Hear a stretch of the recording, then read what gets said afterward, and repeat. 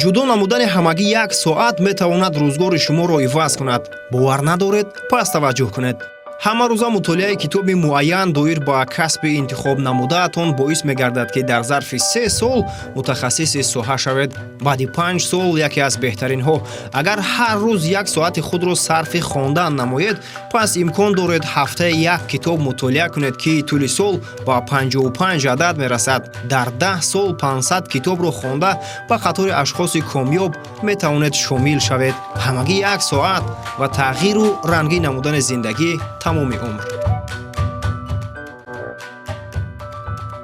баъзеҳо бар он назаранд, ки барои мутолиаи китоб вақт надоранд ё ҳангоми дар даст гирифтани он хобашон меояд. маълум мешавад, ки шавқу рағбат ва вақти муайян бояд ҷудо карда шавад. агар шаб ё рӯз ним соати худро сарфи хондани ҳамагӣ 10 саҳифа китоб кунед, пас дар 1 моҳ имкони мутолиаи 300 саҳифа ё худ 1 китоб пайдо мешавад. оҳиста оҳиста метавонед вақтро бештару саҳифаҳоро зиёдтар кунед.